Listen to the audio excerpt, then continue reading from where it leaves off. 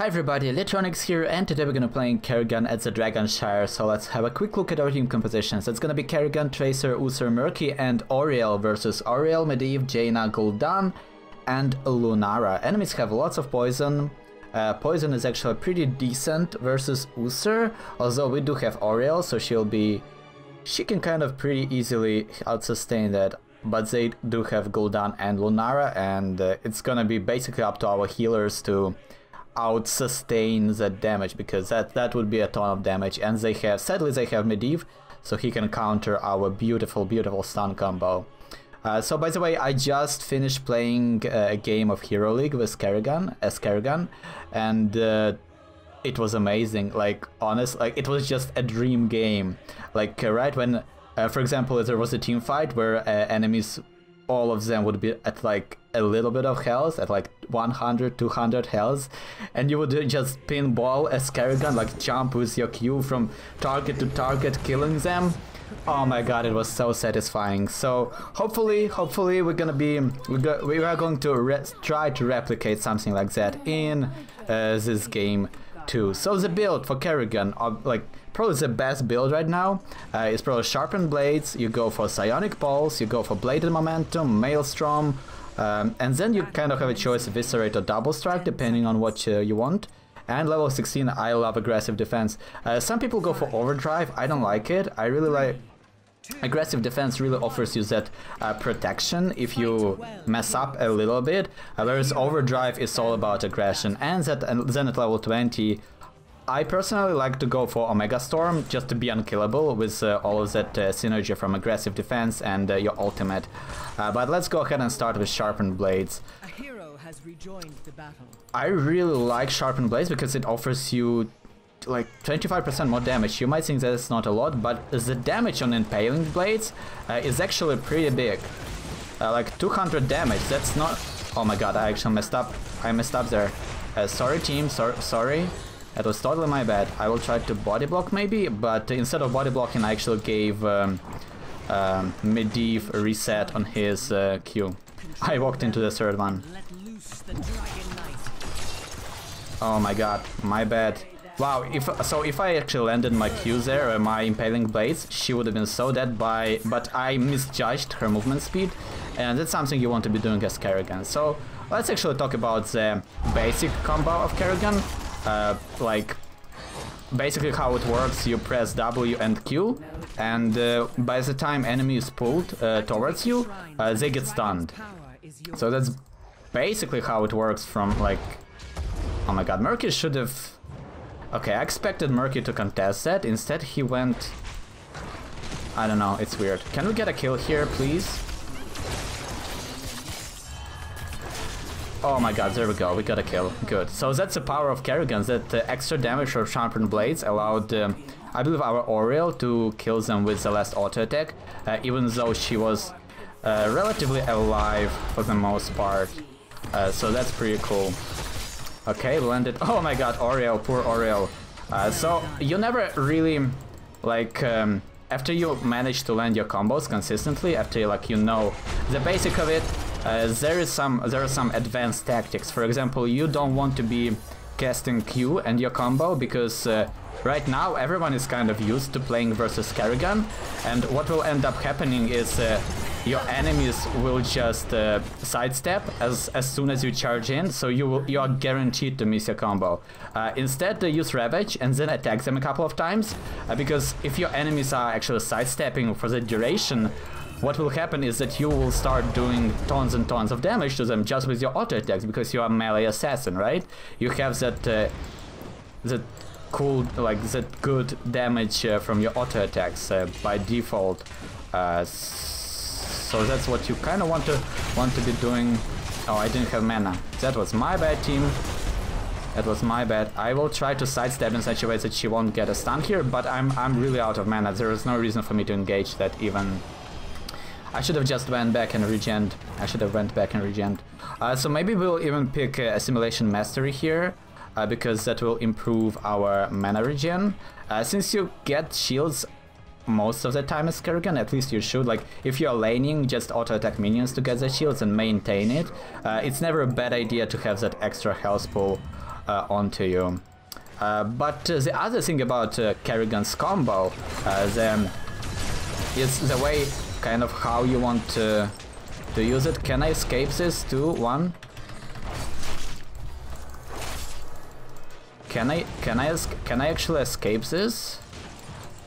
Oh my god, I actually escaped this. Oh my god, we survived. Oh my god, that was so beautiful. That was so beautiful. Let's go back. That was actually, by the way, a huge mistake because we were a 4 versus 5 there.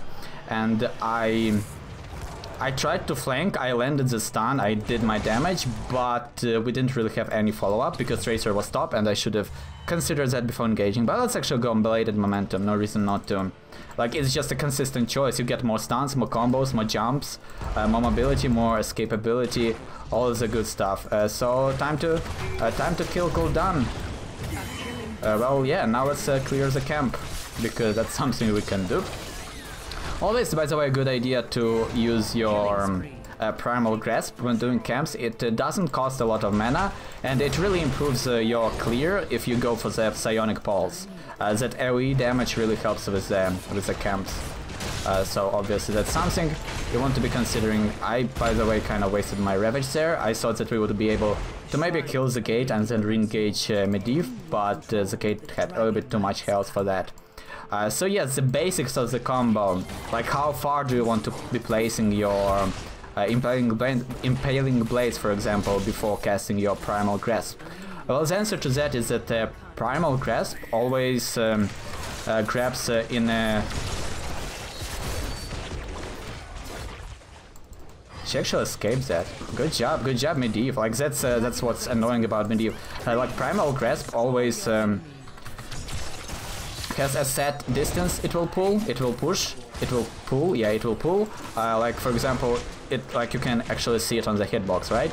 There are basically 3 ranges. There is melee range, there is that mark over there in the middle, and then there is maximum range. So if the target is immobile and they are standing in that outward hitbox, it means that they will be pulled into the inside, into the inner hitbox, right? Then if the target is immobile and is pulled in the... Oh my god, the protected once again, saving Medivh. If the target is immobile and in the middle hitbox, they will be pulled into Kerrigan's hitbox herself. So that's also kind of something you... Oh my god, that was almost a hit there. They get a lot of value from Oriel though. That sustain is pretty good, but we are now level 10, so we can actually do some really good team fighting, because Maelstrom does a lot of damage. It's kind of easy to avoid, and you might not think that it does that much, but it adds up over time, and that's... this is what I was talking about when casting Q and WE. Don't do that, because she will just sidestep like that, and your combo has been negated without her using any of the resources to do so, and there is no real reason to go for it. But we were able to finish off Jaina thanks to our bladed momentum here. The only bad part about bladed momentum is that it really drains your mana. In team fights that last decently long, like if you have Malfurion, Brightwing, well, not really Malfurion because he can help out with the mana regen, but if you have somebody like Brightwing on your team or Morales, you will very often find yourself having almost 0 to no mana as Kerrigan. But that's kind of okay because it pays off, like, right? If you are using your mana and not killing people, this means that you are doing something wrong in the first place. So that's kind of important. Okay, but we got the cleanup. Can we get some resets from the minions here? Oh my god, that was actually pretty awful. That was actually pretty awful. The fact that I missed my combo and she landed her... Well, the fact that I missed my combo. If I landed my combos, they would have been both dead. But that was totally my bad, team. Totally my bad. So yeah, let's continue talking about the combo. Because when I was saying all of those ranges and everything, it was against static targets, right? But the enemies always move. You yourself always move. So what you kind of want to add the modifiers of movement speed to that, and if you actually can do that, that's where you that's when you can master Kerrigan and be that combo machine everyone is so afraid of. We're gonna go for Eviscerate, because I want to go for Eviscerate, and we actually allowed Lunara there to escape. She actually decided to dodge into us, and that's what I was talking about. If I didn't use my combos and just tried to auto-attack her instead, look at it, I keep doing this. I should stop doing that. But it's so tempting all the time, it's so tempting, but it's always a mistake. There's no reason to go for the combo right away. Especially versus good opponents, because they will actually dodge you, and in order to mitigate their dodge, you actually need to kind of adapt to them. So that's something we're gonna try to do here. I went for Eviscerate, by the way, is because they have lots of backline heroes, heroes that like fighting in range, so that's something we can help us out with in chasing them down eventually. Oh no, we almost got the cleanup. Almost got the cleanup. Tracer can fight her. She has Uther's help. But we killed everybody, so that's cool. Once again, we got caught in the Ring of Frost. But other than that, it went pretty well. Sadly, I didn't have my Impaling Blades for the combo. And if we had Impaling Blades when we casted our Primal Grasp there, they would have all been stunned and probably dead. Because of the damage of the Impaling Blades. But sadly we didn't have them, and we kind of needed. I needed the shields from my simulation in order to survive through that.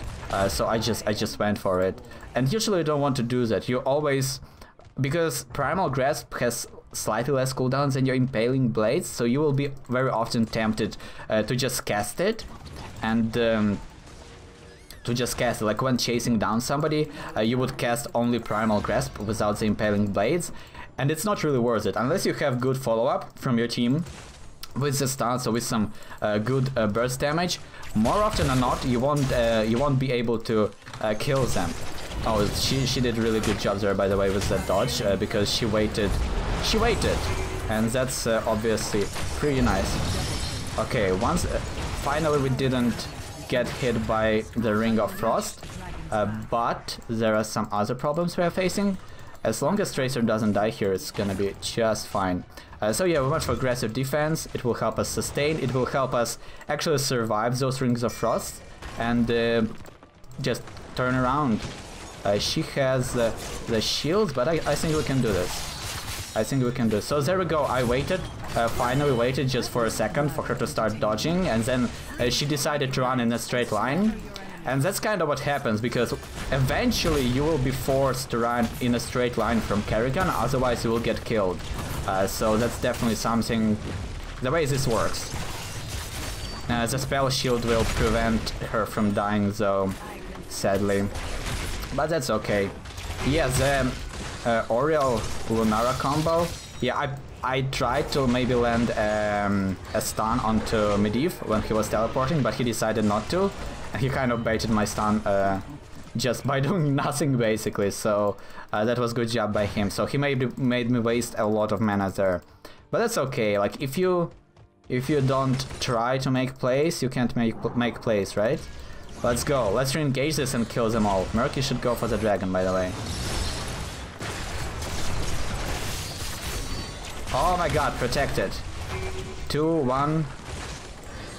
Oh wow, this is awful. By the way, if I actually casted my Ravage there on Jaina, I probably would have jumped all the way up there, and it wouldn't have been nice. Ooh, the combos are pretty awful, but we can do this. Murky actually got the dragon, and that's kind of all we really wanted here, because we are so ahead that we can just stall the enemy team. That was a weird decision by Gul'dan. That's why you don't want to flank as a character that's very squishy like that, or that doesn't have escape. Jaina, Gul'dan, Kel'Thas, like those types of flanks actually hurt you a lot more than they might help you out. Let's break down this turret. And can we get it? I don't think we can get the keep here. But that's okay, without a ton of damage.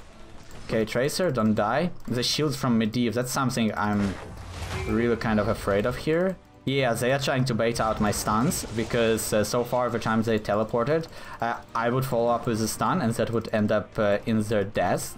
Like Jaina and Medivh would always go through there and get caught, so they are adapting and I like it. That's actually something that they should be doing. So it's really nice to see them doing that. I really like it.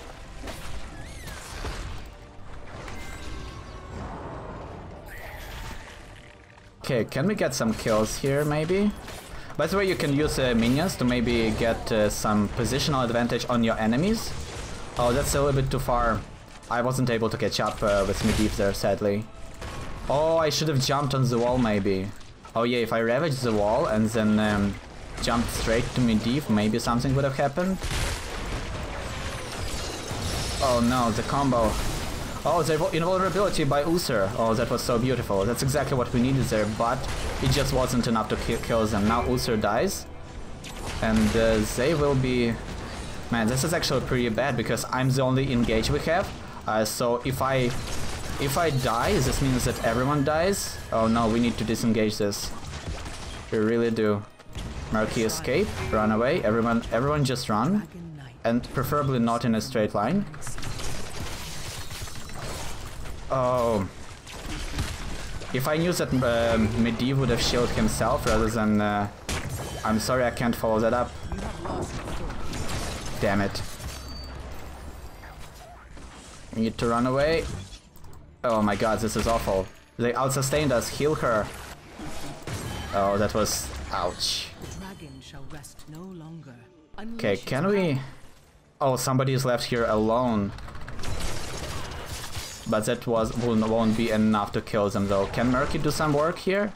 If he has his ult, we can kill Oriel. Okay, even without his ult, we can still kill Oriel.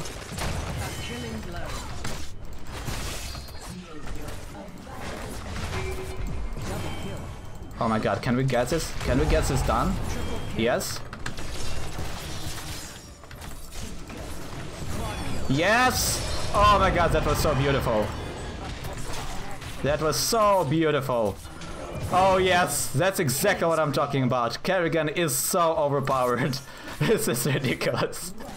I had no right to survive through that. I had like... Whew. Let's go back and get some mana. Oh my god. That was awesome. And that's why I went for Eviscerate, because they have mobility of Lunara. They are ranged assassins, so they will tend to kind of stay back from us, and Eviscerate really helps out with that extra range to catch up to them and just completely obliterate them. But man, that was satisfying to like clean that up like that. I think Jaina should have killed me there, by the way. I think she messed up. I think she really did. So we're gonna go for Omegastorm. This will allow us to have extra radius on our Maelstrom, which would in turn allow us to maybe hit our hit more people into our Maelstrom, even though we don't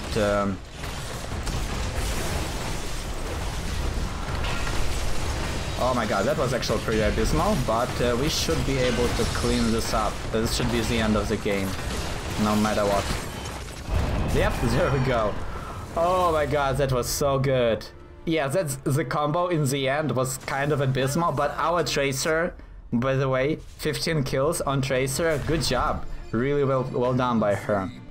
Also, there's something with the wings there, I don't know, they seem to be bugged out. Oh, that was really satisfying. We are the headhunter of our team. How beautiful is that? So let's upvote Oriel. She was really on top of her healing, I should say, because she always kind of helped me sustain through all the stupidity I've done. So that was quite... I believe she died 0 times, so well done by Oriel. Yeah, 0 deaths. Very well played. But yeah, that was actually a very exciting finish there when we cleaned up Lunara, Jaina and Gul'dan with the follow-up from our teammates. That was really awesome. And yeah, that's basically the power of Kerrigan. I really think that she is probably one of the best melee assassins right now. Like, you can argue that Stroll can get a kill on the backline with his Earthquake, with his Earth Shatter. How's it called? That ultimate of his, which just kills everybody. So he can secure somebody like Li Ming, and then your whole team collapses on her and she dies, because she is already at half health after he casts his ultimate. But Kerrigan can kind of do the same thing, but without that huge cooldown of 2 minutes. So, is it 2 minutes? It's probably 2 minutes. So it makes her a little bit better in my opinion, although she does sacrifice survivability for that, because Thrall doesn't need to be in melee range to do that, whereas Kerrigan just throws herself out there and everybody just starts focusing her. But as you saw, if Uther follows up with the Divine Shield, or if you have some support from your teammates, you can easily dominate the fight as long as Kerrigan lands her combos, which was something I was really trying to do this game.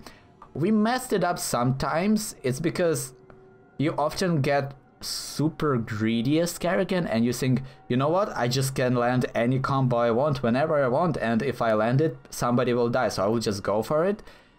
And that's maybe not the best play style. Even so, you kind of always want to be going for the combo, like you never want to be waiting too long, because if you wait too, like a combo that isn't cast is a combo that misses, right? So you cannot really be waiting, but at the same time you don't want to be too hasty. Like when I was explaining that everybody now knows how to play versus Kerrigan, they just sidestep from you, like they orb walk you, I believe that's how it's called. So they just go in a perpendicular direction and your combo misses, right? So by jumping in and landing a couple of auto attacks, forcing the enemy to retreat in a straight line just guarantees you a combo hit. But you cannot really apply that logic in a team fight. In a team fight, you definitely want to be casting as many combos as possible. Even if you don't land them, it forces the enemy team to react to them and disrupt. Like, as long as you aim them for the heroes and not just cast them in a completely random direction, it will force the enemies to kind of regroup and reposition, and maybe somebody will get caught by some of your other heroes because they were a little bit closer to that hero, or they were a little bit further from their healer. So that's definitely important to note. And yeah, Kerrigan is just so damn fun to play. Every time Kerrigan works, it's just an amazing game, like just filled with just assassinations upon assassinations. Even though we don't have a lot of hero kills as Kerrigan, I think we've set up a lot of them. And Tracer played really well because she always followed up and got those finishers, those last points of damage, even though that's kind of Kerrigan's job. But when you are the only frontline for your team, it's really hard to be an assassin and a tank and the bruiser. So Tracer did it really well by finishing people off, and this was a very enjoyable game. Like, my team just played it the way it was supposed to be played, so good job, guys. So I think this is gonna be it. So if you enjoyed the video, consider subscribing. If there are some heroes or builds you want to see me playing next, make sure to let me know in the comments. And as always, guys, thank you so much for watching, and see you next time.